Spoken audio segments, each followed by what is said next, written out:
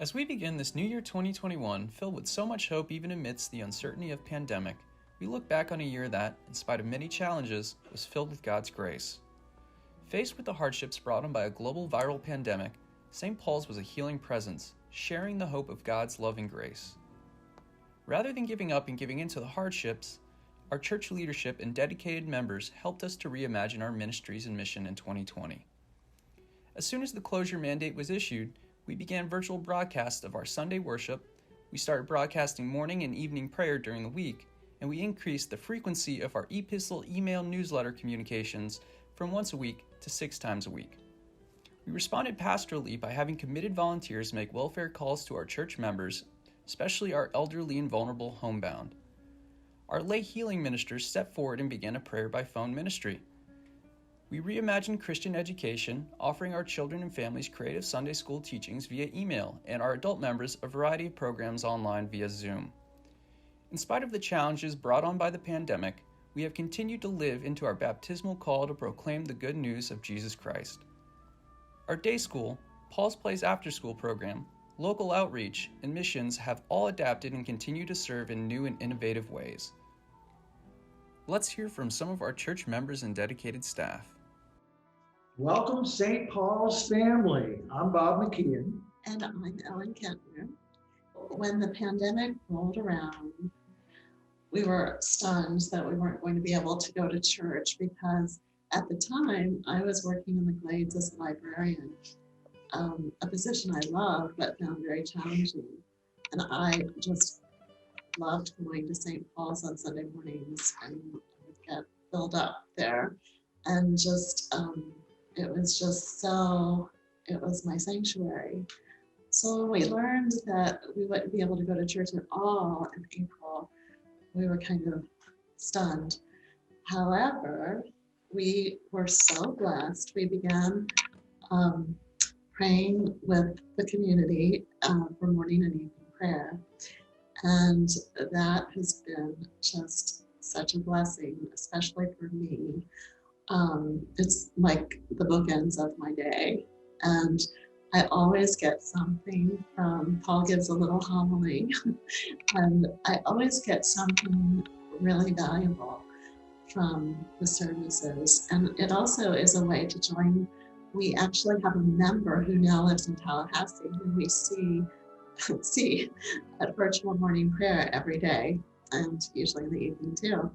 And so we connect with the community. We learn about the needs of the community. We pray for members of St. Paul's and others who are in need of prayer. It's been a really wonderful experience. Hi, I'm Kathleen Megan, and this is my husband, Charlie Megan, and we've been members of St. Paul's for about 12 years. One of the first things that I remember when I came to St. Paul's was that I thought it was a community of doers, people who really lived their faith. Another area where St. Paul's is really active and supportive is the Cross Ministries, Christians reaching out to society.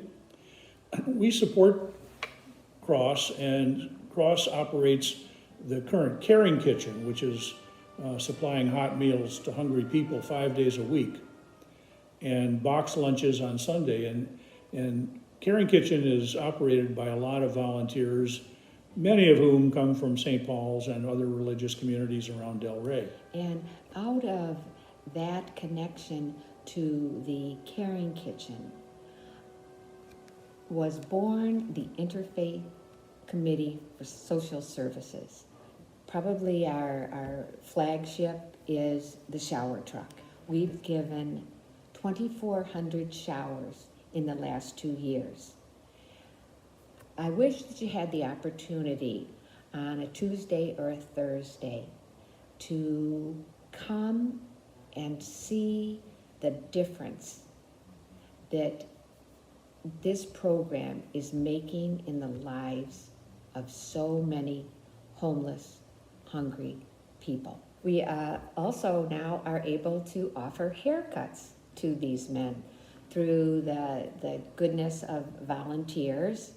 We have become a kind of resource center where not only are we able to offer a shower and the clothing, through the pandemic, it has offered a lot of hope to a lot of people, and something that just started as one very small request has mushroomed in to a program that is priceless. It's everything that we're supposed to be doing in this mission of reaching out and helping the hungry and the homeless and the lonely. I think this is also a great opportunity for us to say thanks to the parish and community of St. Paul's for the financial support and other support that you've given us. So kudos and thank yous to St. Paul's for that support. And I would second that. I don't think there's a week that goes by that in our donation box, I don't find things that we use for the truck in the way of donations. So there are some other outreach programs that we want to mention. One is the Family Promise of South Palm Beach County, the only family shelter program in South Palm Beach County, which provides support and assistance to families who find themselves homeless. There are also 2 international outreach programs that St. Paul's supports. One is the Haiti Project, a consortium of Episcopal parishes partnering with Bon Samaritan Episcopal Church and School in Bondo, Haiti. The school has 350 kids, and St. Paul supports that program with teachers' salaries and nurses, a school nurse, the school feeding program, and a recently completed chicken coop project for economic sustainability. We also have donated funds for hurricane disaster relief. I think what we'd like to kind of wrap up with here is to leave you with a sense of all of the great things that St. Paul's outreach ministries do and accomplish for those in need. Because of our sharing in God's grace and the stewardship pledges that these are possible. So we thank you all for making these things possible. Hi, I'm Liz Ryan, and I'm the director of St. Paul's Day School. We're living in unprecedented times. The coronavirus has changed the way we think and move and live.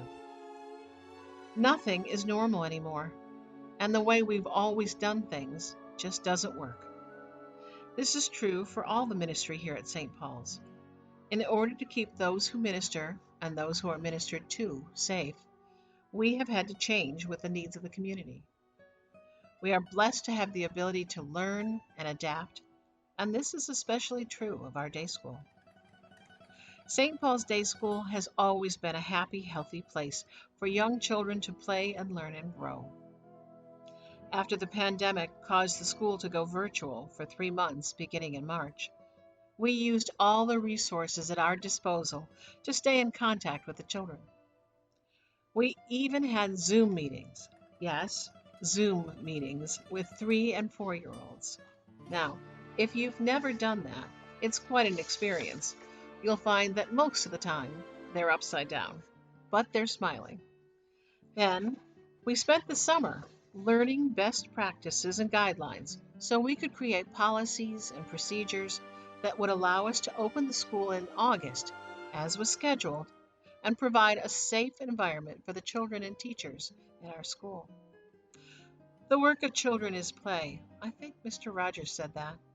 And they take it very seriously, even as they giggle.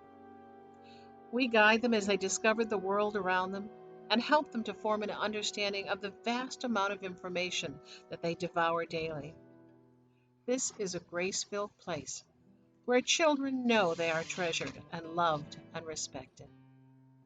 And it's also a place where the support of the parish is felt and deeply appreciated as we go about this extremely important ministry.